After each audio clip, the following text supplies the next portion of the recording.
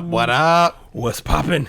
What's going on? Episode 124, baby. Yeah. Oof. Let's get it. We started yesterday. Shit. Listen, we're gonna cut this one short, man. It's fucking late. It really is, bro. Yeah, we might. We just would be a short one. We'll make it fun. Listen, we'll make it fun. Me and Juan had about 2 podcasts before this one. We sure did, bro. We so stupid. And we gotta say stop this shit doing every that. time. We gotta just start recording the minute you walk through the door. Yeah, bring the liquor in here. We're gonna make the drinks in make the them room. you right, and then just hit record. Yep. And then we just edit down those 4 hours to like a good hour of to what's actually good. Yeah. And what won't get us thrown in jail or whatever.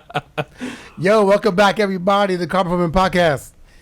He is Juan and I'm Sean, and every week we get together, have a few drinks, talk about things going on in the world, try to focus on things making an impact, whether they be good, bad, or otherwise. Hit him with this deliciousness of the day, please. Man, we took it to one of our favorites, man. We just doing an old fashioned this week with some Buffalo Trace. Which, if you haven't had Buffalo Trace, man, it is a great bourbon. And the price point of Buffalo Trace, now I think we talked about this on here before. It was like $27 is wild. Buffalo Trace is so good. It's really good. And at that price point, it's like a no-brainer. But yeah, man, old fashions, my drink of choice. I love old fashions, so I love making these. I could drink this. Bro, every day, man. I'm really mad because I can't make them. I'm gonna have to like write it down for you one day so you can do it, man. I just need to videotape you doing that shit. Video, because I have so many variations of it. But there's some definitely that are better than others. But like, yeah, I love old fashions, man. So like, I'll try to explain it out here. I do 2 ounces of the bourbon. Yep. I do a bunch of dashes of the orange bitters. See, that's it right there, bro. It's the bunch. It's a bunch. Like, I don't know how to, like, some people be like 5 dashes. It's definitely more than that for me. So I don't know. 5 dashes of each? Of each. Like orange bitters. Let's just go with that. 5 dashes of regular Angostura bitters, or aromatic bitters, whatever you want to call it. And then 5 dashes of orange bitters. And then half an ounce of simple syrup. Yep. And then I like to do. Wait, I was watching your simple syrup pours, bro. It's more than half an ounce. Shit is suspect. It's bro, because I do it to taste. It's like half a shot. It is. Right? Half a shot. Yeah. So what is that? 3/4 of an ounce? Yeah, what is it? Is it shot? 1.5? Shot is 1.5, I think. I thought it was 2 ounces. I don't know. You might be right. I don't know. Listen, take the shot glass and fill it in half with simple syrup. It's funny, bro. I'm becoming one of those. You know how old folks never give you the recipe or nothing, like, right? They be like, I just sprinkle the salt till I feel it. It's all go by feel. Bro, one time I had my wife explain to me how to make rice in like the rice pot, and she goes, "Well, you have enough water when you can stand the spoon up." Oh yeah. And I go, "What?" That's some old Puerto Rican shit, right? And it's a metal spoon. And I'm like, what the fuck are you talking? What do you mean stand the spoon up? And she goes, oh yeah, it stands up. Yo, not for nothing. It does, right? Fucking spoon stands up, bro. I'm telling you, listen, cooking in a Puerto Rican household defies physics. My grandmother was like that, bro. We try to learn how to make the rice or learn how to make anything. You watching them, and they just pouring shit in there, and you be like, how much? You be like, I don't know. Until it feels right. Yeah. I'm like, I don't know what that means, bro. What are the measurements? That's me making an old fashioned. I just be like, I know what it feels like. The Puerto Rican old fashioned. But so the simple syrup, and then what I like to do, man, is the cherries, which you did the Bada Bing cherries. Ooh, I like to take a couple of bar spoons, so like say 3 bar spoons of the syrup that's in the cherry juice. Yep. And I like to throw it in there and mix it in with that. And then we muddled like a wedge, like an orange wedge, and we muddled a cherry in there as well. And then we stirred it up with ice and poured it in a glass with a big ball, a big cube, whatever you got. And garnish, really important, garnish with an orange peel. The scent of it just hits it differently, and it just comes off. Shit is good, man. Yeah, man. I've done these with a little bit of everything, man. Sometimes I'll swap out the simple syrup for maple syrup. Try that; it's good too. But yeah, man, I love old fashions. I'll put it down on the IG just to. I think we've done it before. I'll go back and look if it was the same recipe. Yeah, we probably have, but that's okay. Yeah, I love it, man. It's my go-to. I can have this every day. Absolutely. All right, man. My carbon footprint is going out to Kenny Smith. Kenny Smith, okay. Kenny Smith. Okay. Kenny the Jet? Kenny the Jet Smith, former player of the Houston Rockets. Listen, people, I had a hard week at work this week. And Kenny Smith brought a smile to my face. I knew you did too when you said I need a drink. Last night, I was watching the Cavs game. It was Cavs against the Lakers, and during the halftime show, if you guys ever watch, it was on TNT. So it's the NBA on TNT. If y'all have not seen this clip, go on Twitter, go on the hashtag NBA on TNT. Kenny Smith has this thing during their halftime where he usually goes up to like the big screen and he does like a play-by-play and kind of explains stuff, right, and breaks plays down. And then occasionally either Shaq or Sir Charles will try to like go up there before him. So in this instance, Shaq gets up and tries to race him up there. Have you ever seen Kenny Smith run? And they always race, yeah. Kenny Smith runs like a 72-year-old dude. It must be all the knee. You know, I was going to say, is it the knee surgeries? He's had bad knees, bro. right? Yeah. It has to be. Because he is slow. And he's the most athletic looking one of the bunch, which makes it hilarious. Yeah. So, bro, he starts to... So Shaq gets up to go and he sees Shaq. They start to run up to the big screen, and it's the studio's decorated with Christmas, and this is like 20-foot tree. Kenny Smith pushes Shaq into the tree. He fucking falls in like below the tree, and he's buried. Bro, he's like face first. All you see is Shaq's feet hanging out. It looks like a cartoon. Bro, I could not stop laughing. It was one of those things where you know when you have like those long stressful days and then you see something or you hear something that just makes you laugh like uncontrollably. And you just needed that too. And you just needed it? Like exactly. Yes. You probably, if you had a good day, you probably wouldn't have laughed at that as hard. Right. But you needed something to break through. Oh, and my it just God, gets bro. you. It gets to you, man. And yeah, listen, I love that. typically I try to go with a carbon footprint that is like, you know, like leaving an impact on the planet or on a group of people or whatever. But goddamn it, I need something to make an impact on me every now and then. Kenny Smith, you did that. So salute to you, sir. Dude, I would say I think this does make an impact, man. I think as obviously mostly men that watch that show, you know, or anybody actually, I could say, but the best, I think, pre and during game sports show on TV. I don't think there's a better group of people who do analysts, man. And I think those guys all just signed contract extensions for that show. So good for them. Hopefully we're gonna get it for a while. But you know, Charles Barkley, Ernie Johnson, Kenny Smith, Shaq.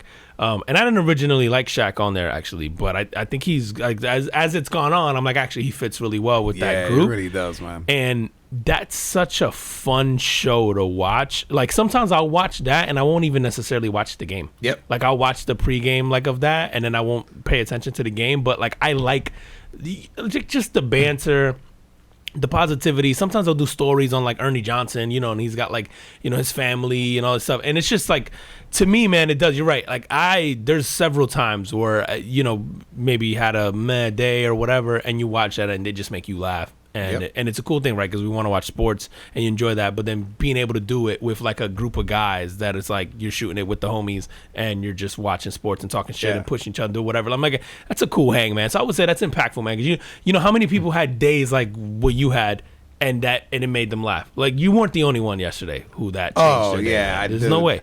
I was even like calling my wife out sent there. Me the meme. Oh like, really? Yeah. Like I think you sent me the video. Yep. And like 2 or 3 people sent me the same video, and I'm just like, and it's funny, man. Some of them weren't even people who I know watched that.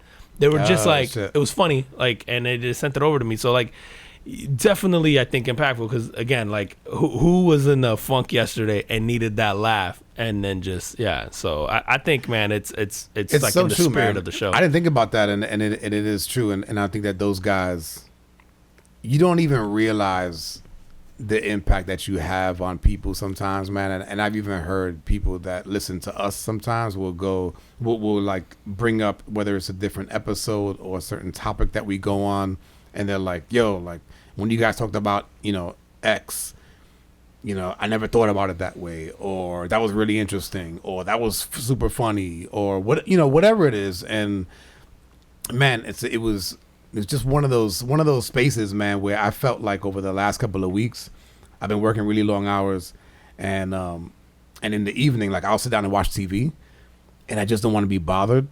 Like I literally just want to sit there and just veg. And it was one of those moments, like you said, I just needed that like icebreaker. And then I probably laughed harder than, like you said, like than I would have normally. But that shit was funny. So Shaq goes in there. They go over there. They pull Shaq out. Two of them get up. I think Ernie and Charles get up. Help him get up. He's great sport about it. Yeah. He's laughing. They go to no. Then Kenny goes up to this because he beats him, right? He goes up to the screen. He does this thing. They replay him pushing Shaq. And it was even great, man. Next to the tree is this big red bag that says Shaq Claus. And it has fucking gifts in it. But he's breaking down. He's like, yep. And I saw Shaq and I knew, you know, he was a big dude and he just needed like a little shove. There's a lot of like a freight train coming down there and a little shove. And oh man, he does like an analytics on the whole show. Whole shit. That's awesome. And then when he come back from commercial, they show Shaq. He has glitter all over his face, bro. Oh man, it was the fucking best, bro. It was so good. I thought initially, I'm like, oh man, is Shaq being a good sport and he's really pissed? But then I go, you know, maybe their relationship is good to where they're correct. Like, That's what I was thinking. Yeah. No, because like you say, he was a good sport about it, man. He was like, oh, it's on. I'm gonna get you. So yeah, it's like it's so war. now I'm gonna watch because I'm like, I want to see where it's gonna go. Because if Shaq shoves Kenny, Kenny go. I haven't thought about that. Oh, bro. What that shows in what, Atlanta? Oh, I don't know. If Shaq shoves Kenny ends up in Wisconsin. Like, oh, shows in Milwaukee now. Oh man, it's so good. Yeah, it's so good. It's a fun. I think it's just. Oh man, yeah. Again, I think as people we watch TV, and you just never know what's gonna get you. And sometimes, man, these people on TV who are put there obviously to entertain you or inform you or whatever it is, it's like you just never know, man. And a little moment like that, it could just make or break. Yeah. Your and back evening. to your point, man, on the cast of the four of them, they're not only informative, but they get into it too. Oh yeah, man. Like they get personal sometimes. Oh too, yeah, man, especially Barkley and Shaq. Will go, they'll go God. at it, man. Where you go, this ain't gonna last, but it works. But man. it works, and I think it works because Barkley strikes me as the kind of guy that you can take. I don't want to say shots at, but you can get into it with him, and he doesn't take it personally. It's like, you know, it is what it is in the moment, and then he can sort of move on from that. Like, he doesn't hold a grudge. Like when they talk about like winning championships. Oh my God, they rip him. Shaq will be like, bro, you don't know what you're talking about. Yeah, bro. you don't know what you're talking about. You never won a title. You never won a title, Bucky. You don't know what you're talking about. You know, you can't talk about that. You can't talk. And he just goes. And then you'd be like, what is Shaq saying? Yeah. I don't be understanding half the shit he says, bro. Every time they ask him about analytics, he's like, or, bro, he never gives any, like, real meaningful insight. He'd be like, you know, players know. This ball is in the locker room, and there's people who's like, you know, people know. He's just not a ball player. And you're just like, the people in the locker room know. And you're like, the fuck you talking about, Shaq? He just be mumbling and shit. You know, you remember in school when you had that one slow kid who was funny as shit? Everybody liked him and he just hung out, but you knew he was a little slow. Yeah. That's Shaq. And he does and he's a guy who's so hard to root against because he does so many good things for the community, man. and he's entertaining, and he's a good dude. And it's hard to hate him. Like, I find him so hard to hate. Like, I've never have. I've always liked I like Shaq, but yeah, it's I didn't like him on that show initially, and he's grown on me over time. I'm like, no, it works, man, because of the dynamic with Barkley and the giving him shit about the titles, and he's so different from the rest of them, right? Yep. Like, you get really meaningful insight from Ernie Johnson, and then you get Kenny, who's usually like, you know, the middle ground, and then you get Charles Barkley, who doesn't give a fuck, he just says anything he wants, and then you get Shaq, who's just like, yeah, ball players know. Like, he's just like, it's just like a good balance, man. It's that's awesome. It's a great show, So man. That's awesome, man. Shout out to the NBA on TNT. If you guys haven't seen the show, definitely check it out. Those guys are definitely entertaining. Yeah, man, and they go viral all the time too, man, on like Twitter and on IG and all that stuff. So, man, good for them, and good for Turner, whoever owns that now, recognizing that. And I think I'm pretty sure all four of them just got locked in on contract extensions and stuff, and realizing what they have, man. That's such a good group of people. I love watching that group. The other one I like is like the Sunday, the football one that has like Terry Bradshaw and Michael Strahan and those guys, but it's not as good as this group. No, man. and Yeah. Terry Bradshaw is something wrong with him? Yeah, he's fought like 2 types of cancers now in the last thing or something crazy. So he's been going through it. But the group isn't as entertaining as this one. Like I think that's the one with Jimmy Johnson and Terry Bradshaw and Michael Strahan, those guys. It's a good show, but it's and it's the other sort of iconic sports, I guess, group during and after a game or whatever. But it's not like these guys from TNT. Man. Awesome. I love watching these guys, man. Yeah, so shout out to them, man. That's awesome, dude. All right, what you got? Man, I got so my carbon footprint is something that like I feel like it's like the beginning of the future, and it's it's the whole the police force in San Francisco has requested the ability to use robots or to have their robots use lethal force. And so they have robots. And like sometimes SWAT will send in a robot and it's like a bomb, thing or like with a camera or whatever. Yep. And so what they're asking for is in extreme circumstances, we're not going to arm it with a gun, but like maybe explosives.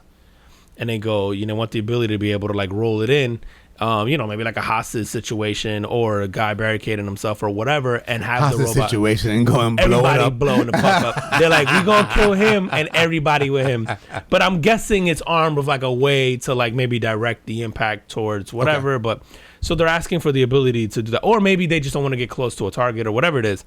So it initially they requested, it got approved, and now they're saying that they're sort of like barring it. I guess they're pending maybe further review, which makes sense, further review, and maybe they want to vet out like, here's when you can and can't, and what are you going to use, like provide us with the, I guess all the details of like what kind of technology you're using, what are you using, and all that. But I think this is the way, like, dude.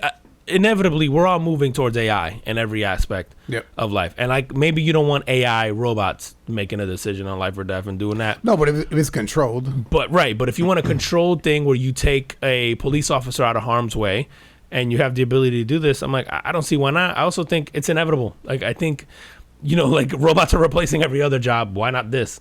And if you can remove the human element of I'm looking at like warfare, like they've moved to drones and stuff like that. Like if you can take the human out of that dangerous situation, why wouldn't you? And so I think obviously you want to work out kinks. You want to make sure it's safe. You want to make sure these things don't go rogue, whatever it is. But like, I just saw that and I'm like, man, I feel like 20 years from now, 30 years from now, we're going to be the old guys going like, I remember when there was cops, you know what I mean? Or, like when we had to pull out a gun and shoot the target, and now there's going to be robots. Dude, I wonder if it's not your life at stake, right? Are you more reckless? If you're the one controlling the robot, are you then more reckless or not? Like I said, I don't know. I think that there is something to having a human behind it, because case in point, what was the school shooting in Texas where they brought in all those police officers, right? Yeah. And no one did anything. Or they didn't do anything in time, right? Yeah. They could have probably saved more lives had they taken action. If they have robots, are they taking action sooner? Right? So in that scenario, maybe it's better. Yeah, and I hate to use this word, but it's like if you're a coward and the robot gives you that layer of like security. Right. Yeah, do you do like, and then but to your point, does that make it better or does it make it worse? Because I think it just depends on the situation. Yeah, right. It's a case by case. Right, because if you're going to go in there, if it's like hostage, right? If it's sort of hostage, like I think in the school shooting was a little bit different because the guy was killing people. Mm-hmm. But if it's a hostage situation where, do you have less patience for negotiation? And you just go, listen, I got a laser beam shot on this dude. Like, can we just stop it? Yeah. And I'm impatient like that, so I'd be like, blah blah blah, pull the trigger. So don't give me the controls to that shit. No, that's a good point, man. And then I wonder if that's also why you sort of take your time and do you develop guidelines on like it must meet this criteria. And I know some of that or a lot of that is going to be subjective, right? Because someone's going to go, imminent threat or whatever, whatever that criteria is, and then those things are going to be subjective. Is like, do you wait till someone pulls out a weapon? Do you wait till someone is like so far gone that you're like, nah, this dude's going to blow up everybody in his, I don't know so I'm sure they're going to have to come up with some type of criteria. But yeah, I could see both scenarios, man. I could see a scenario where you save a life, but I could also see a scenario where maybe you risk some and something happens that you again, a human wouldn't have, because I think it's different, man. Like, you know, like if you're in a hostage situation, or you actually, let's take that out. If you're in I don't know, you're talking someone off jumping off a ledge, right? Like, it's different if you're face to face with this person, right? And you're trying to, you know, the human element of like, hey, man, you know, of having that sort of conversation face to face. Whereas if you send in a robot in that scenario, because maybe this guy's like threatening to go crazy and then jump or whatever, right? And then maybe with the robot, you're like, you push him, you know what I'm saying? Like, I don't like, because you're just so disconnected from that human element. Because I think you can apply that to anything, right? Like even work wise, where you go, man, you have the remote thing versus the face to face thing.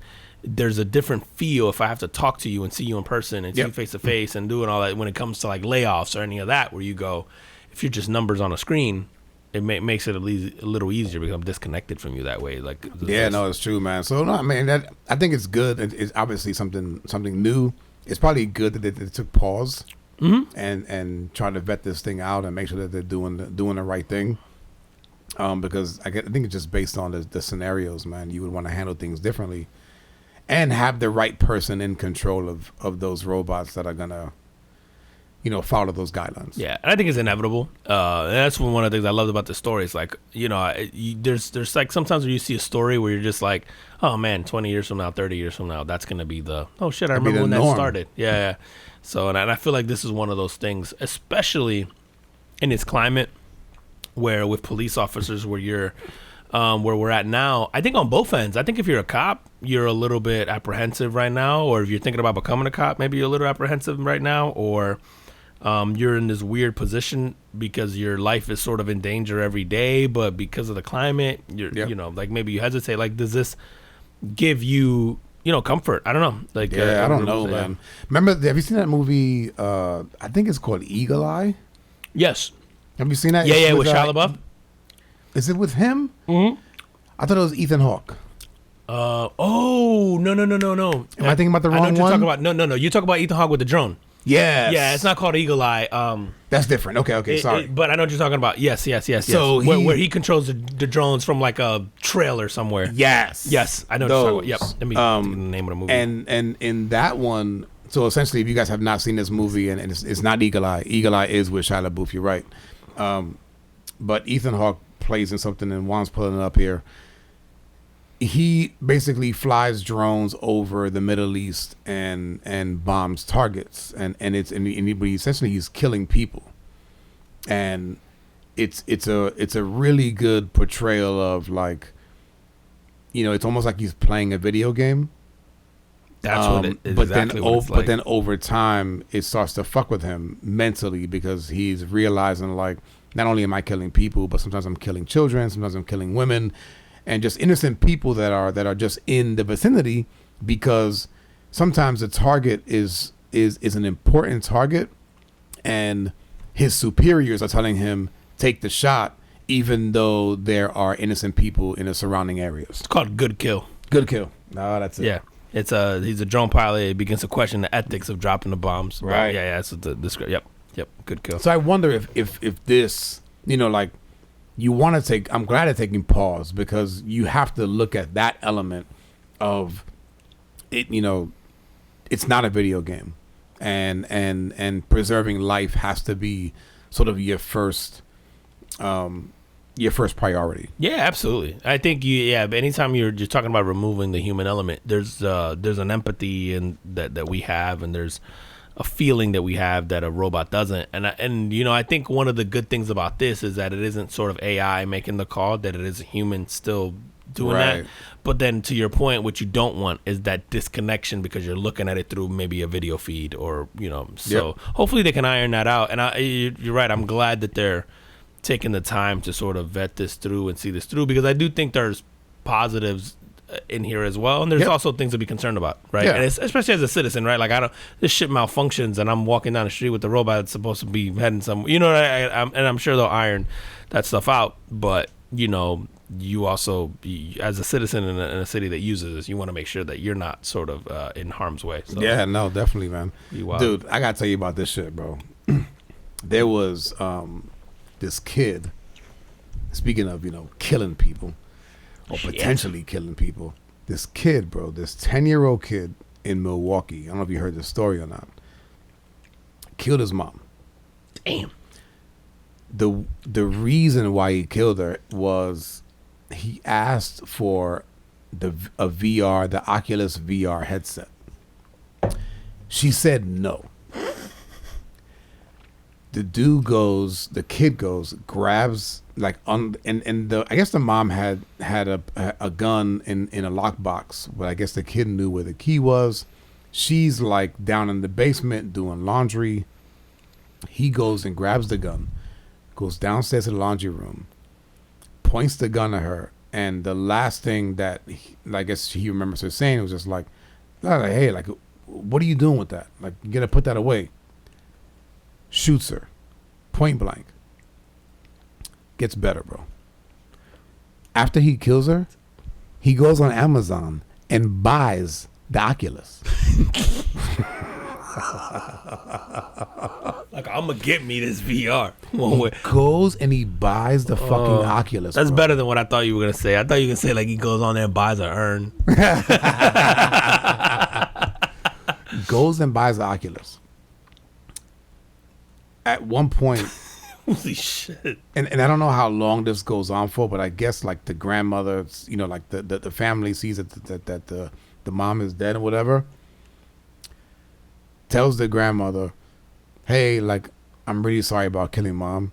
Did my Amazon package come in today? What? Yeah, bro. I don't know what kind of fucking twisted, I don't know, like, you know So what? they didn't even know yet. The I guess mom at was that probably- point, no, I think they knew, but I don't know if the police were involved at that point or whatnot. Anyway, the kid is being charged as an adult.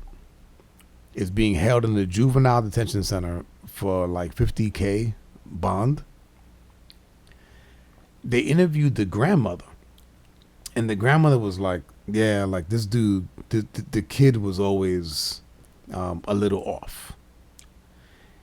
She talked about the kid having like other people, like talking about other people in his head, talking about young girls in his head that he would refer to as his sisters, talking about an elderly woman that was in his head, talking about like an unpleasant man that was in his head. She told a story about the kid one time filling up a balloon with flammable liquid and then lighting it on fire in the living room. Holy shit. They had a dog, and she said that he would take the dog by the tail and spin it around. So this kid was fucked up out the gate. Bro, this dude was. You know what? When I read this article, man, I thought about Jeffrey Dahmer. I was literally just gonna say, what Were the you? fuck is going on in Milwaukee? Jeffrey that's Dahmer, right. dude. That's right. I forgot it. That's from there. Yeah, and it's Party and I hard. know we didn't have Party this. hardy. Party harder.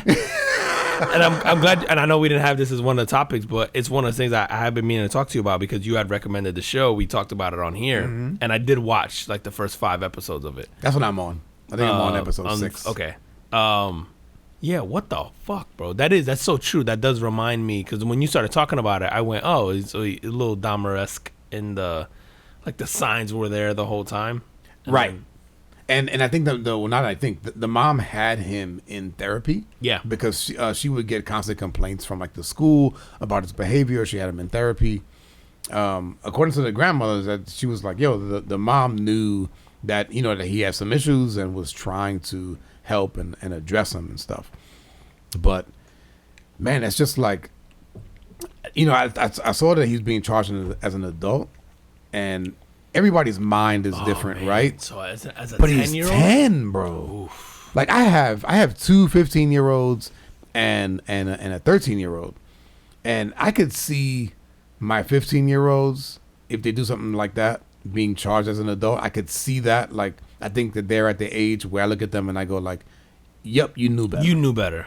Damn, at 10 with a mental 10 illness, with and I don't know. Yeah, it's like. I mean, But are you 10 and you're just fucking nuts, bro? Like forever. yeah, like I think right, like his condition's not getting better, right? Unless he's medicated and has some therapy and whatever else. Like if you're hearing voices, like what, Right. Is that going away? No.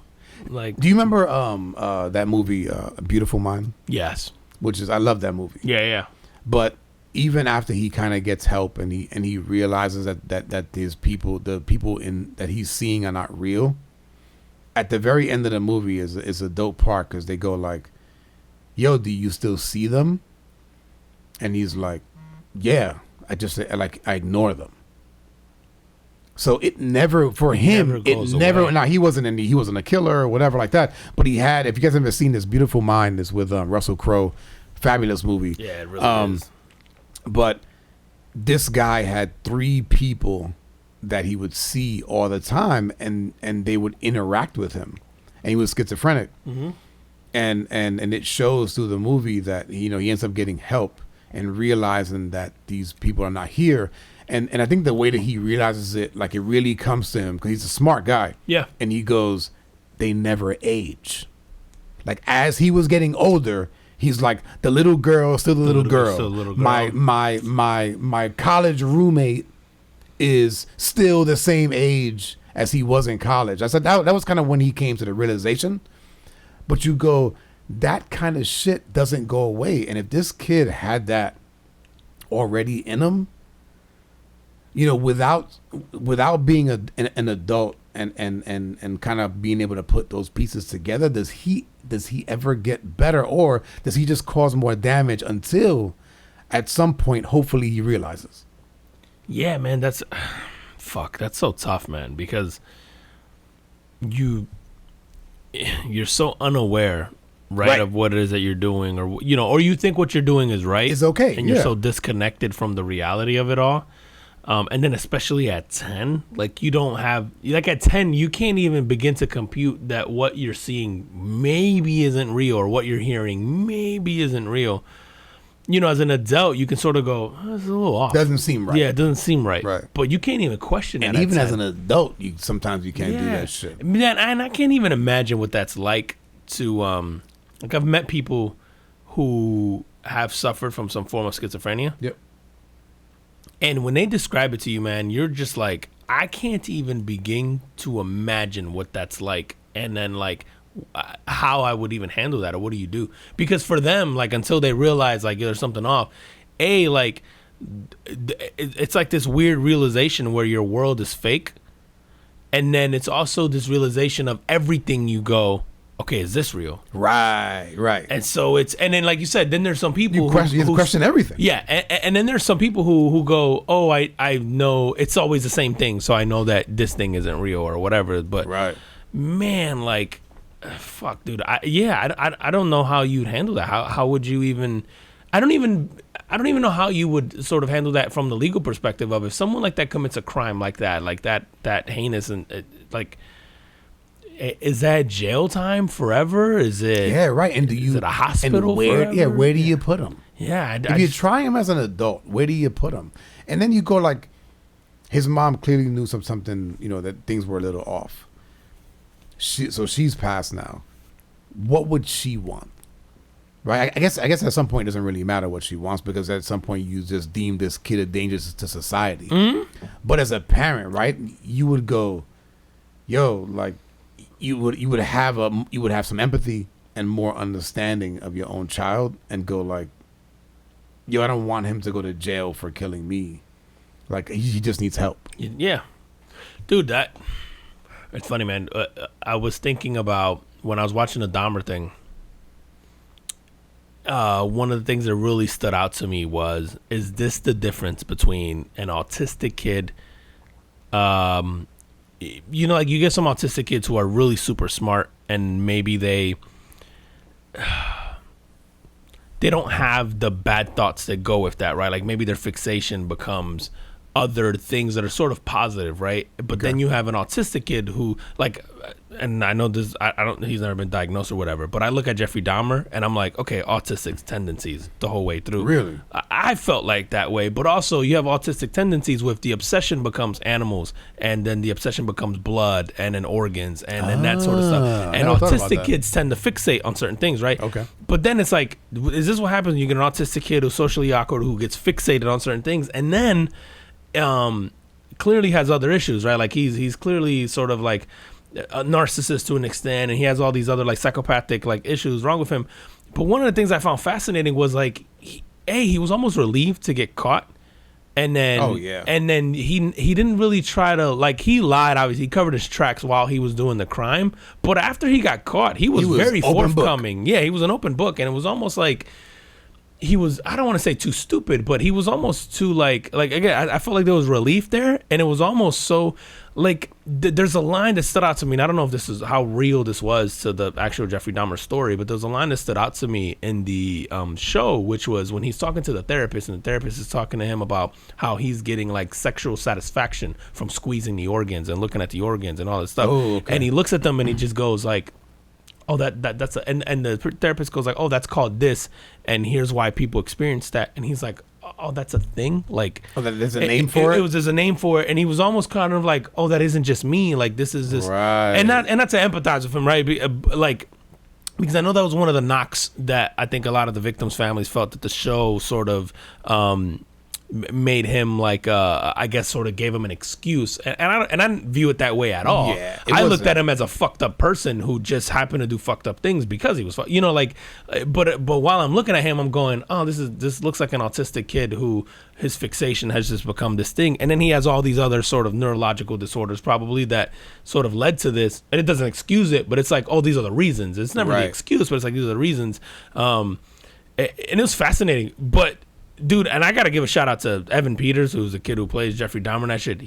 That guy crushes that role, man. And he always gets stuck with the weirdo roles, man. That poor guy. He plays great. He does play great. But man, in this, from the accent, from that shitty ass accent, from that party hardy. Yeah.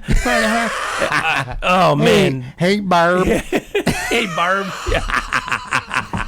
And it just murders it. But yeah, fuck, man. I don't know. Like, if you're that kid, like, how do you?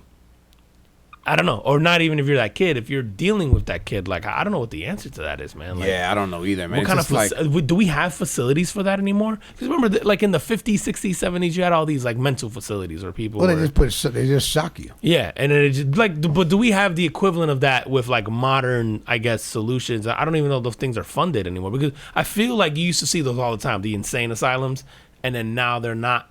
You know, whatever, they're called something different, but I don't think they're as prevalent as they used to be, and they're not as like funded by the government as they used to be. Yeah, I don't know, man. I know that growing up in New York, man, up in I don't know if it's Ward's Island or Randall's Island or it was one and the same, but they had like a mental facility over there. But I don't know of one that exists. Me neither. And then whose responsibility is that? Like, if that's your kid, is it on you to get him the help? Right, I guess it is to an extent, but then when something like this happens, is it up to the state? Like, do you put them in jail with other people knowing that, you know, I guess that's why you have these, like, insanity pleas, right? With people, it's like, I don't know what I'm doing. Right. So, like, yeah, what do you do? What kind of facilities, and are these facilities prevalent? And then do they help? Like, are these people, and then can you integrate them back into society, or do you just go, no, you put them in this facility and you sort of find a way to make them, I don't know, contributors to in whatever capacity they can. I don't know, man. I don't know, dude. I mean, good luck with Milwaukee. Yeah, you guys are producing some gems over there. That's heavy. Shit. Before we stray off on the cops, man, did you hear about the Tampa, the police chief in Tampa? No. So she gets she's riding around in a golf cart with her husband. I think it seems like they're about to make a liquor store run or they say convenience store run or whatever. That's a liquor store run. Yeah, it's a liquor store run for sure. It's the middle of the night. Yeah, what are you getting from a convenience store? Listen, man, you getting a couple 40s and some Slim Jims. Not even in Florida. You get a quart. You get a quart. That's so true. She's on her way for some Zima and some corn nuts. Freaking. She gets pulled over with her husband. So they're in a golf cart? They're in a golf cart, riding on the street. And, you know, the adult in me looking at them and watching the video tells me they're both had a little bit to drink that night. Okay. But I guess it's illegal to drive the golf cart on the street without proper, like, tag and all that. You have to treat it like any other vehicle. If you are intoxicated, can you ride a bike? No, right? So you're not even allowed to drive the golf cart. Right, that's what I'm saying. But this isn't why she's pulled over. They're pulled over by the tag thing. But when they're talking to them, I'm like, all right, you tag for a golf cart? I guess if you're riding it on the street with cars, is that legit? I mean, yeah, you can put a tag on a fucking golf cart? I've never seen it, dude. And I will tell you right now, I see people in this neighborhood ride golf carts every day. I've never seen the tag on a golf cart, but I guess do they do it in the street or on the sidewalk? No, they do it on the street. Really? Yeah. And I've never seen anybody with a tag on a golf cart, but I guess if you're riding it on the road, you're supposed to. Okay. But it's probably a warning. It's like, hey, don't do it. You know. So the cop pulls him over. She pulls the whole like, hey, and she asks him like, hey, are you recording right now? And he goes, yeah. And so she's on notice, and she goes, I'm actually the police chief in Tampa, and then pulls out her badge and shows the badge. And then, he's like, oh, wow, okay, whatever. I thought you looked familiar, blah, blah. Yeah. Sort of lets him go. She gives him a business card and says, if you ever need anything, hit me up. Like, I'm serious. Like, hit me up. And then, sure enough, he lets him go. And I guess in this typical situation, they would have probably let them go anyway with a warning. Right. Like, hey, you can't be riding this boat. Correct. Be on your way. So anyway, so the mayor, or you give them a ticket, or you give them the citation, let them go on their way. Let them go on their way. So I guess the mayor of Tampa put pressure on this police chief to resign. So she wound up resigning, and part of it, and I do understand this point, was that the public trust in her now has been compromised because now there's a video on the internet of her doing this. Yeah, I get it. So I get it as a police chief. The other part of me, man, though, goes, aren't there certain perks that come with certain jobs and time and place? Like, I don't know, man. Is it, like she wasn't, you didn't pull over for a DUI. She wasn't drunk. She wasn't committing like an actual crime. This is hey, you don't have a tag on a golf cart. Like, I get that she shouldn't have been as clumsy in the whole like, hey, I'm the police chief, and like it was clear what she was trying to do. But isn't that kind of the point of having a job like this? Like, if you're great at every other aspect of your job, shouldn't you reap some sort of benefits of like the hookup of the whole thing? Is like. Yeah, I mean, I think you should. And I can go two ways with this, man. First of all, why would you even say you were the police chief? Like, fuck it. Just let them give you whatever ticket. And then get them to waive it later. And then and then take care of it later. But then to your point, if you are the police chief, I guess morally you go, I guess morally you're held to higher standards. Yes. And I do get that part. But to your point, yeah, you should get a hookup. You should get a hookup. Goddammit. I firmly is the police chief an elected? No, I don't think they're not. They're not, right? Tampa. I don't think so. No, I think you get appointed. Sheriffs are elected. Yes. Okay. I don't think the police chief is. No, I think you have to earn that right. position. And so, while I understand the whole idea that you're compromising the public, because he uses, and I'd like to think that as adults we can all. And of course, there's going to be people who don't agree with this, but like, I think that you have to weigh the circumstance and the quote unquote crime or the situation with what she did. Like, if it was like she robbed a liquor store, whatever. If it was something big, I'd be like, all right, nah. You get pulled over for not having a tag on a golf cart. It's like, okay, maybe she should have been smarter than to say it on camera, especially. Right. But also, if the camera's not there, and the cameras are there now because we have such little trust in law enforcement right now, so it's like every interaction is recorded. Yep. If the camera's not there, this happens anyway. She skates, she goes on by, and nobody ever knows about it, and she's okay. And it's fine. And so it's like, does this become one of those things where like that camera actually hurt her? Or I don't know. Like, I'm not bothered by the situation. I think if that's the police chief in my town, like. And I'm being completely biased, and I'm removing sort of political affiliations on it. Like you said, some of these positions are elected. I don't fucking care. Like, unless you're a terrible police chief, it's like, no, man, you should probably get away with a jaywalking every once in a while. It's like, I think that you know what, I can't fault the mayor for doing what he did, just because it's because it was caught on camera. It's not because of what she did. It's because it was caught on camera. 1,000%. And then when you go, yo, if we don't do something to you, somebody else gets pulled over for the same thing, and then they get ticketed or worse, then yeah, like you have to, unfortunately, in that position and in positions like that, you are held to a higher moral ground. Yeah, you have to. That makes sense. Like, it's like, yeah, you have to sort unfortunately. of. Unfortunately, and I wonder. Now that I'm thinking about it, and I was telling you that, like, when you're watching the video, she looked a little like she might have had a little something to drink. I wonder if that's her preventing it from getting further.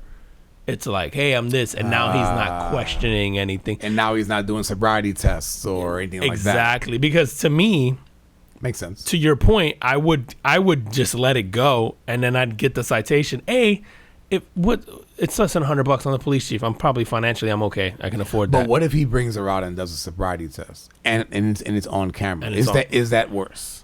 Oh yeah, it's way worse. That's what I'm right? saying. Yeah, it's way worse. So like, now that I'm thinking about it. Maybe she was in like a damned if I do, damned if I don't. And it's funny because she asked, like, hey, she literally, before she even says anything, she goes, are you recording right now? And he goes, yeah. And she goes, and it's like she can't help herself. She's like, I'm actually the police chief. And she's trying to like almost tiptoe around it. Like, right, hey, I'm actually, right. Because she's not an asshole. She's never like, hey, I'm the police chief. Yo, shouldn't he know? You would think.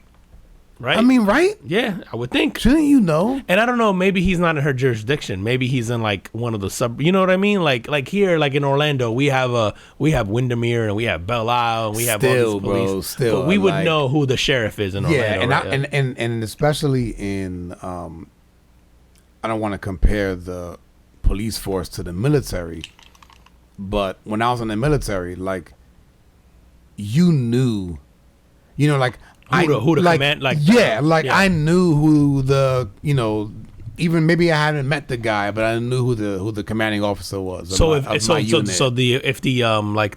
you live on base, they have the police, whatever, what's it called, like the military police. And they pulled over the commander. They know who he is. They probably would. Right, they probably be like, yo, let's get you home, and then I would hope. Yeah, but I don't know.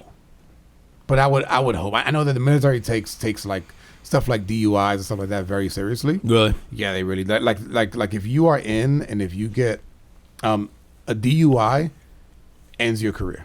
Really? Yeah. So like if you are if you're in, they won't kick you out, but they'll say you cannot re-enlist. Got it. Or at least if that's the way it was, I would imagine it's still the same. Yeah, and I don't want to minimize the DUI. It just caught me off guard that like it. No, especially the fact that the Marine Corps was founded in Tun Tavern, which is a bar. In a bar. Yeah, in a bar. Yeah, I feel like you associate military with drinking. Like, at least I do. I'm like, all right, how many drinks? Yeah, I don't know. Yeah, I don't know, man. I feel like there's certain positions that you hold in life, and a police chief is one of them where I go, I should be able to sort of get away with certain things. It does suck that this is on camera. And I feel like that's the only reason you have to make this decision, because if we hear about this, it's different than if you see it. Right. Like, and even when I saw the video, I wasn't bothered by it one bit. And I know that I'm probably in the minority in that, but I'm even watching the video and seeing her reaction, I'm going, yeah, man, you probably deserve that if you're the police chief. Like, you should get a favor or two. It's like you know how people put the police sticker on their car and you get pulled over and they always give you the little break. I'm like, that's kind of, she has the the steroided version of that. It's like, I got a badge, like because I'd imagine regular cops do that too. Hey, I'm actually Lieutenant so and so or Sergeant so and so or whatever. Like, dude, I got friend of the show, family of mine. He will go nameless. But he's in law enforcement. He one time got pulled over, and he was actually rushing to the hospital for, I believe it was the birth of his child. Oh, wow. And was outside of his jurisdiction.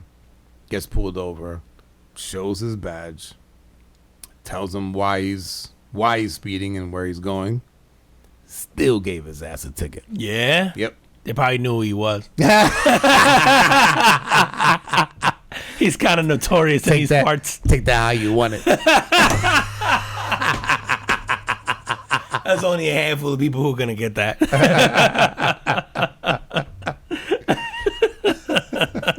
Damn, that sucks. They still gave him a ticket, man. Wow. And I was like, wow, man. That's supposed to be like, I would think that being a police officer, it's almost like a brotherhood. Yeah. I would think. But maybe it's like, red team, blue team. Yeah, and I realize that this is also coming from me, right? Who was like, during the whole, Blue Lives Matter thing and versus the Black Lives Matter movement, and you had sort of the blue wall and all that. I was critical of cops, but like, I do think that there's certain things that they should be able to get away with, and I certainly feel like if you're a police chief, you had to do a lot probably to get there, and you had to serve a long time, and you had to I'm gonna let this go. Like, you're Yeah. not asking for a murder. You're not asking for a robbery. You're not like, it was literally like, I'm driving a golf cart. Yeah, without no, a tag. Like, you're right, man. I feel like time, place, circumstance, all that stuff should be taken into account. And you're right. Maybe we should hold them to a higher standard. I just feel like you're sort of. I look at this the same way I'm sort of looking at politics, where like you're sort of deterring smart people from wanting to take these roles because it's like, okay, what am I getting out of this? Right. Like at some point, Besides a higher right, paycheck. right. It's like, yeah, and I get, like, I want to get away with being able to break the law. It's not that. It's just there should be perks that come with certain things that are harmless, and I feel like this is one of those things that was harmless. Yeah. But No, I hear that. yeah, so Dude, let me tell you, did you see those thieves in L.A. when they ransacked the Apple store? dude, what the fuck? Did you see that? Yeah, I saw the video, and they were so nonchalant about it. Like, they're just walking around shoving stuff in the bag Yep. and just grabbing phone after phone after phone. If you guys have not seen this, there was an Apple store in L.A.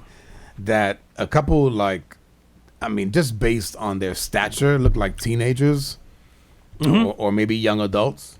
Yeah, for sure. And their faces covered. They got hoodies on, and they go in an Apple store and they just start taking shit. You know, Apple store. If you've ever been in an Apple store, all of their devices, their phones, their laptops, tablets, they're all on display for you to kind of walk around and interact with. And these guys are going through and they're ripping them out of their little I don't know, whatever they're You go to a cell phone store and have like the little rope or whatever. little- that's- yeah, the they're little- literally just yanking them and just yanking taking them out. The Apple employees are essentially moving everybody away from them and just going, let them take it. Let them take it, right? And so no one is in the store that can stop them. Yeah. And these guys are just taking stuff, putting them in bags, putting them in their pockets. When I saw that, I mean, I was just like, man, that sucks. But then I was like, aren't all of those Apple devices trackable? Yeah, and maybe that's why they don't care. And maybe that is why they don't care. But Aren't also, they I just think insurance pays for it, so they also don't care because that's of that. probably another thing. Yeah. It's probably insurance. Yeah, insurance will They're pay for that. trackable. I think, and I think the iPhones have like a something on there where they can just go shut it down. Yeah, you just brick Like them forever? Yeah, I think they break. They call them bricks. You just brick them, and they're useless. They're paper. And they're useless. Yeah, and again, the smarter thieves or the right thieves, the guys who are technically savvy will figure out a way around that.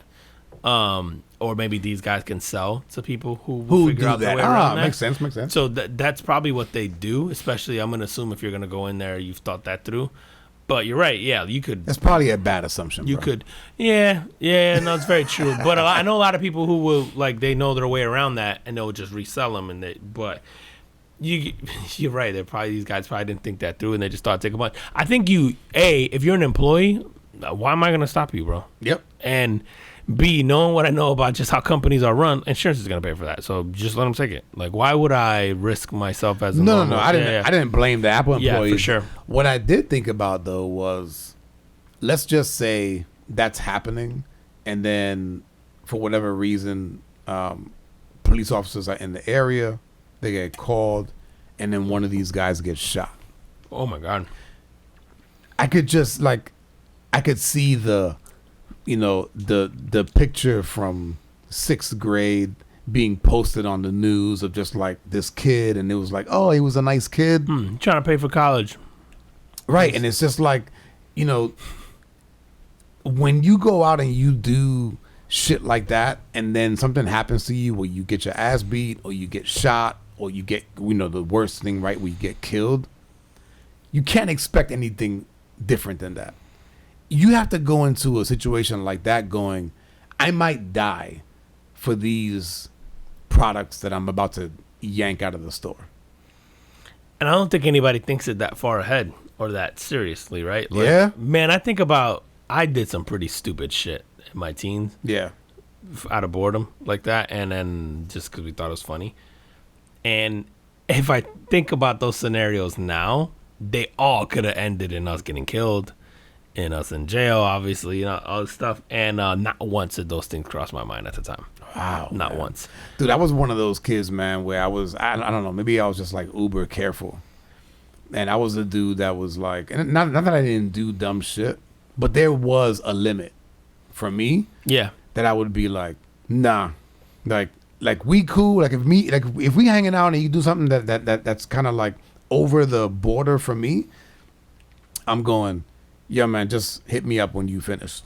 Okay. Like, nah, like I'm not going. I'm not gonna do that. I'm wondering, fuck, man. I'm because I have stories in my mind right now, and I don't know that I could say any of them online. If it was just me, I don't give a fuck. But there's like people that are involved. Right, it's right. This will pop up, and they'll be like, "Oh, it was you guys." I'm gonna have to tell you off air, but but there's definitely some stories in there where I'm like, yeah, that could have ended bad. That could have ended bad. And at the time, didn't think about it. Just at all. don't think about it. No, and we. Is it like the invincibility that you feel when you're at that age, or is it just? I think we just think it's harmless fun because the idea wasn't to hurt other people. The idea was sort of like, like if you're stealing things, you're like, who are you hurting? But then I think about sort of that, and to your point, like, what if there's a cop nearby? What if there's some of them involved us like running in cars, like on a busy road, and we're speeding, and we're, it's like shit like that where you're just like, that could have ended pretty badly. And at the end of the day, it was literally all for fun. Like there was no real ill intent. We didn't need the money. We didn't need the all of it was just boredom. Like all of it. You're not giving me high hopes for my teenage sons. Oh no, man. Some of it was harmless. Bro, I'll tell you right now. Fuck, man. The shit that we used to do, man. Oh my god, man. This one I could say because bro, we used to take people's mailboxes and like move them, but like the mailboxes that had numbers on them. So like we would go down the street and how do you move them? Well, we would literally rip them out of the ground or take shovels and move them, and then we would swap them so that the addresses were different. What time and shit. is this? Oh, it's like the middle of the night, bro. It's like 1 a.m. And you guys out there with shovels? Yeah, it's hilarious. Like literally digging out mailboxes. Some of them you'd be shocked. Some people don't think that shit through, and you can literally just, if you pull hard enough, you can pull the mailboxes out of the ground. And we would swap them because different addresses and stuff. And again, we thought it was harmless fun. It was stupid and shit like that. Some of it was we would Can you go to jail? Because I know that taking someone's mail it's a federal offense. Yeah, is the mailbox absolutely. a federal? Probably not, bro. Ooh, that's a good question. I don't know. Probably but the not. other one, bro, I'll tell you now. Like this one, I could probably say. Well, I will say, there were certain cars that we knew we could start very easily. They were easy to steal. And you know me, I'm a car guy, so I kind of knew. We would take cars and we wouldn't steal them, but I guess we would. But we would move them from one driveway to like the one next door, just because we thought it was funny. So we would like move it from this person's driveway to the driveway next door because we knew we could start the car without fucking it up. And then like I would move it to the one next door. And I would do that down the whole block to every car that I knew I could start easily. And we would just move them. And then it would just be funny to the next day watch people coming out of their house looking at their car. So would you guys camp out and fucking watch? Of course, it's funnier that way. I was going to say, you have that's to the like whole to, fun of it. Yeah, you would watch people come out of their house. Where are you and look at camping their out? cars. So like if you do, let's just say you do one street. Yeah. Where are you doing it on a street where like one of your friends lives? So you can... Yeah, we all lived in the neighborhood. Sometimes I was sitting in my driveway, it was in your fucking neighbors, watching my neighbors go, "Where the fuck is my car?" And listen, man. And then you go over and cut his grass the next day. Yeah, I mean, it was like that. Like we were literally, and to us, it was like we weren't hurting people. It was kind of harmless. Like we didn't damage their cars. We didn't, and so I think that's how we justified it to ourselves. It doesn't make it any better, but think about like if a cop pulls up at that moment in time, if something, like there's so much shit that could have went. Dude, somebody comes out blasting. Dude, somebody comes out blasting from their house. Like, hey, they catch you. Like today, somebody catches you on their camera, and all they know is you're trying to take their car. Yeah. Right, and I'm pulling out of their driveway with their car, and they don't know that I'm just gonna put it in the driveway next door because I think it's funny. Like it doesn't make it funny, but I think it's funny at the time. Yep. But they might start blasting shit like that where I'm like, it could have ended so horribly wrong. I didn't think about that at all. I just thought it was hilarious. I didn't think about getting shot at all, like or going to jail at all.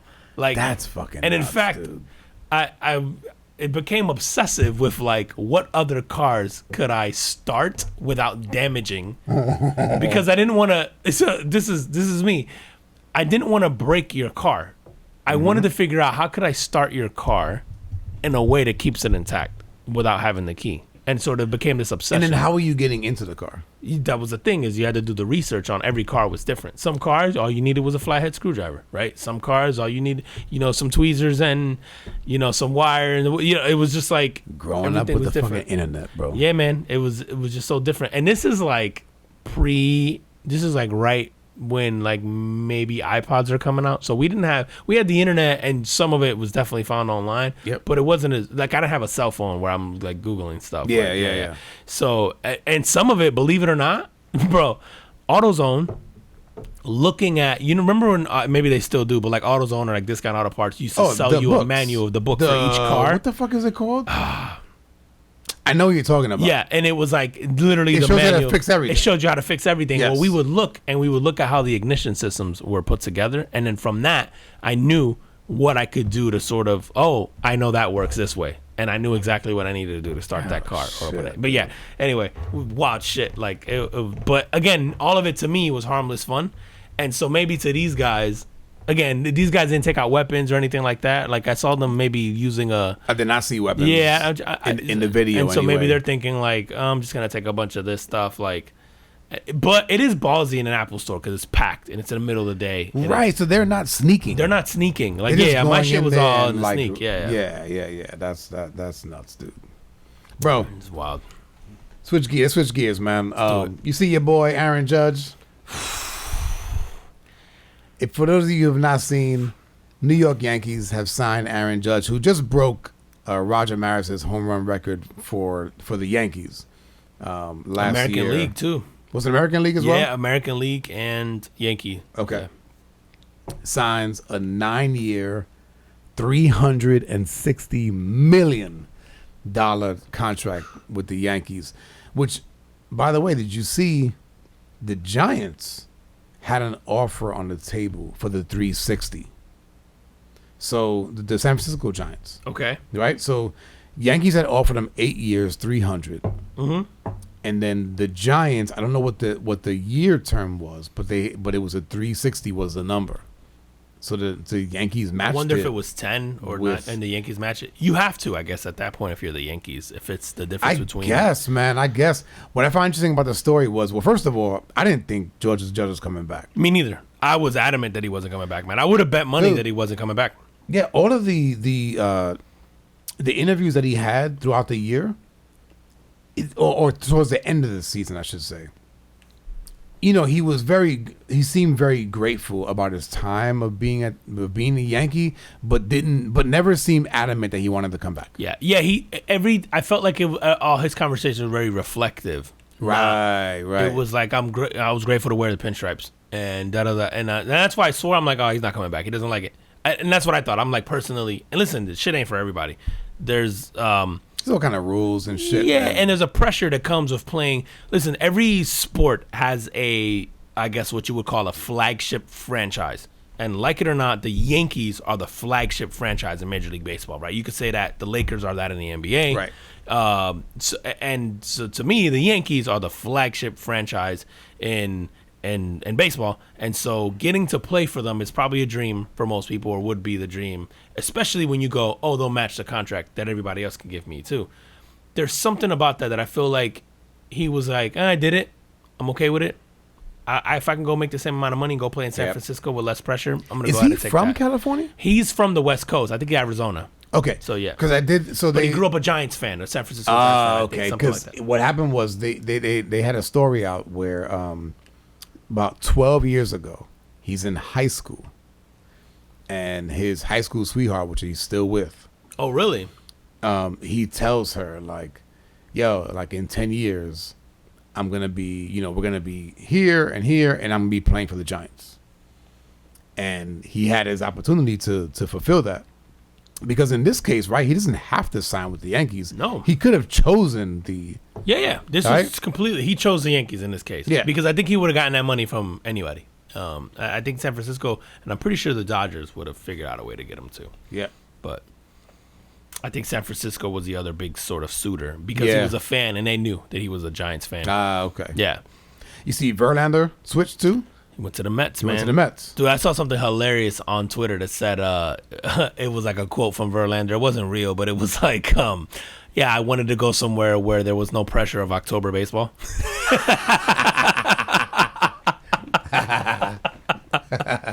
But bro, really quick on the Aaron Judge deal. Yep. That's $770K per week. In case you're wondering, his $360 million. Is that right? And bro? yeah, man. And hold on, almost 800,000 a week. A week. His salary, and Wow.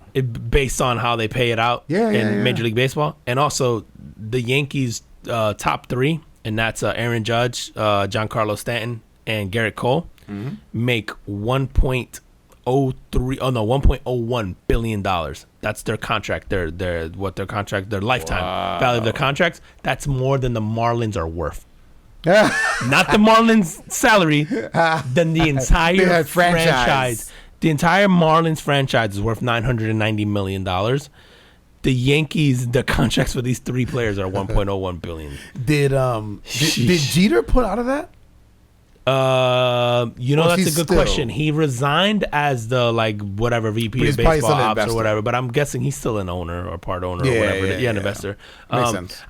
I wouldn't be. I've always thought Jeter was gonna end up being like a part thing of the Yankees or something at some point in time. I'll go work for that office. Yep. I don't know if he. I don't know if he's allowed to, or if he gives up his ownership stake in the Marlins or whatever that is. Or but yeah, man, I saw that and I was like, man, that's crazy. I'm glad I was wrong. I thought he would totally not sign at all. So I was shocked. Yeah, so was I. So was I, man. But good for them for locking him in. Absolutely, man. That guy is, legend, and I think now becomes the. Oh, he's going to be the captain, I believe. Yeah, and right? then now, Yankee fans, and I know people were knocking Yankee fans during the whole thing because they were booing them and shit during the playoffs and doing all that stuff, and it's like, I don't give a fuck about regular season thing. You better perform, bitch. Yeah, you better perform, and you better perform in the playoffs. And I think that's what, you're talking about Jeter. That's what separates Jeters from the A-Rods and, Teixeiras and all these guys who wore pinstripes. It's like, those guys won titles. They won their one ring there, but and A-Rod statistically had a better career than Jeter and all that. But in a Yankee uniform, man, it's like, what do you do in big moments when it matters? And that's October and, maybe November. And Jeter was a legend and built his mystique in those situations. Like, there's nobody better in those moments. And that's all fucking Yankee fans care about because all they care about are titles. And so I get it. And I think that, and that's part of the reason why I thought he wouldn't re-sign. There's a pressure that comes of doing that it's like you could have the historic season that he had and you're going to get booed if you don't do that shit in October. And it's not that I agree or disagree. It's just that that's what comes with playing for the flagship franchise in a sport. That individual records don't matter. It's like, where's the ring?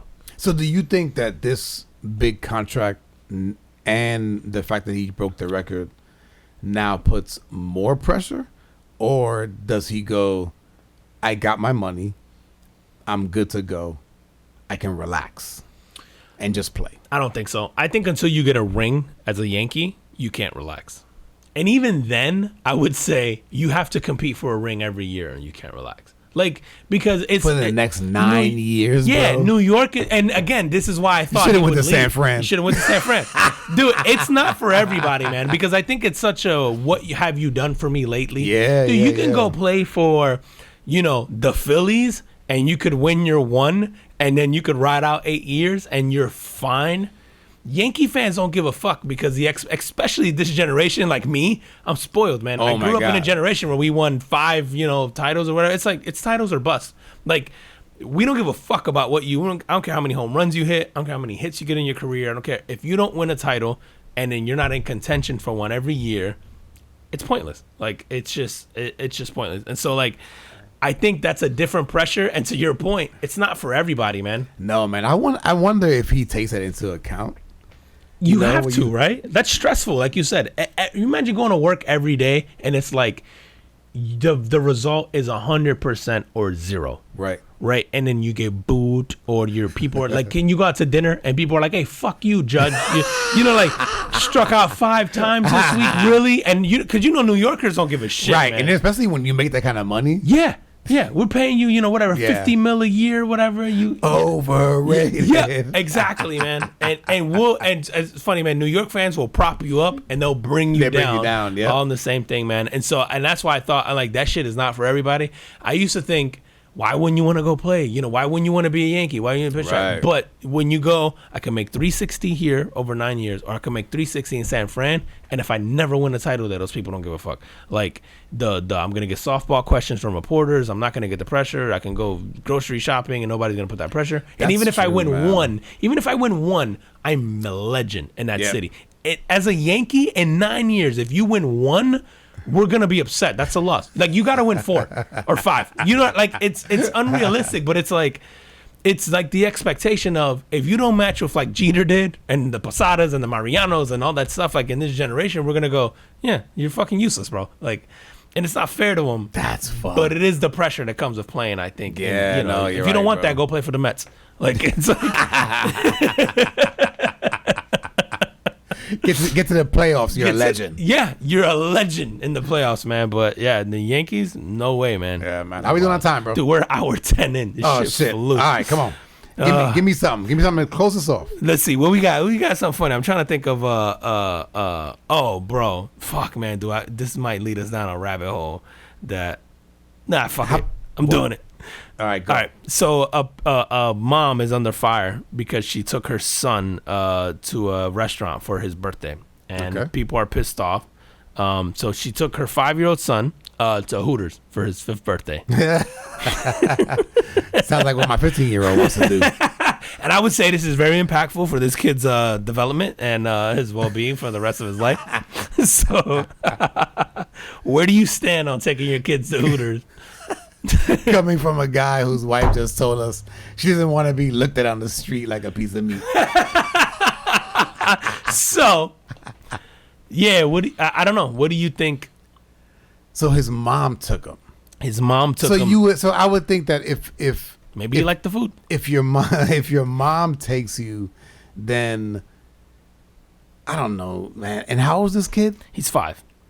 And the Hooters girls come out and sing happy birthday to him, and they're wilding out. And the mom's the one who posted the video. She's like, look at him, he's happy. All the Hooters girls are around the table. He's ecstatic. That's where he picked to go. Yep. I don't know why he picked to go there. Yeah, that would be. That's the better question. Yeah. Why did he pick to go there? But at 5 years old, bro. I mean, yeah, no, like this is not. This is like a non-story, bro. I don't. I don't know why he could have picked there for many reasons, right? He could have heard about it. He could have heard some family member talking about it, or several members of the family talking about it, and then he's just like, oh, like I want to go. Maybe he's seen commercials. Maybe he's seen the commercials with pretty girls. But even at 5, like do you even think girls are pretty? Like I don't know. I don't remember. That's like kindergarten. Yeah, bro. You could have like crushes, but I think you're not. Yeah, you're not that invested. Yeah, like I'm not looking at adults and going like their mascot is an owl. That's cute to a 5-year-old. I'd be like, who? Bring me up. Yeah, I thought. Yeah, man, there were so many places to go with this because it's like, okay, as a 5-year-old, and you pick it, you don't know why he picked it. Right. You could have saw a commercial and be like, oh, that shit looked cool. Yep. Yeah, I don't know. Maybe he went to it before and he thought like, "Oh, this is awesome. Can we go back?" Or whatever. Like, he heard somebody in the family talking about it, or whatever. Who knows? Yeah, I don't know. I just thought it was, what do you call these? The Breastaurants. There's so many, like, I guess. There's so many different restaurants. There's so many of these types of like restaurants where it's like, you get like scantily clad women or whatever serving you and blah blah. Right. I don't know, man. I'm on the fence with this because a 5-year-old doesn't really know, right? If he's 15 and they're like, oh, you wanted to do that, and even then, I wouldn't have a problem with it. It's not having a problem with it. It's just that what is you can at least make a better guess on what the motive is. Right? 15-year-old, exactly. He's going to look at chicks. Yes. 5-year-old? 5-year-old? Nah. He wants to see the owl. Like, or he saw something that just it looked fun. Yeah, and I saw another story, same thing. Like a dad took his son, like I think his son was 10. He took him to Hooters for like a good report card or whatever, and people were giving him shit. And it's like, at the end of the day, I mean, it is a restaurant, and yeah, right. There's there's not an age limit, right? And you can go there, and you know, like anybody can go there. You can go there as a family or whatever, and have a meal. So like, I don't know, I don't have a problem with it. Yeah, and it's and then are you shunning it because you just don't like scantily clad women serving food? And aren't you part of the problem if you're objectifying them, right? Like the people who have an issue with this, it's like, well, then aren't you going there and making that a big deal? You're the one objectifying them. Aren't you contributing to that?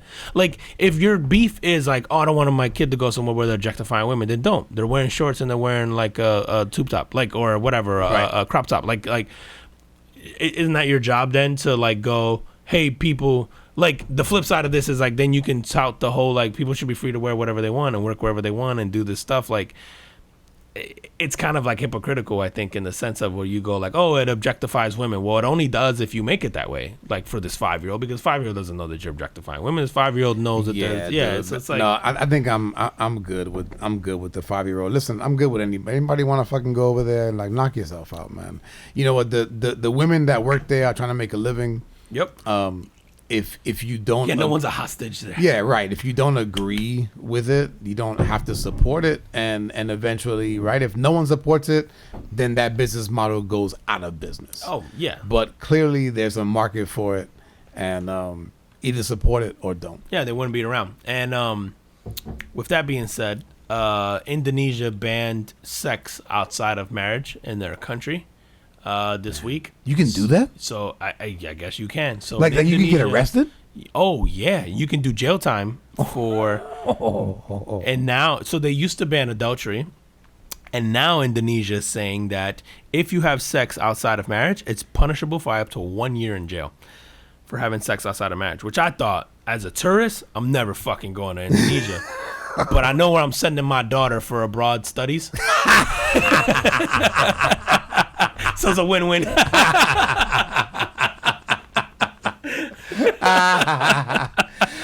and on that, tell them where they can find us. Yo, if you guys aren't already following us at the Carbon Food Podcast on IG, the Carbon Food Podcast on YouTube, at Carbon, so FP Pod on Twitter. I got to get that right, man, because the Twitter one, we couldn't get Carbon Food Podcast. It was too long.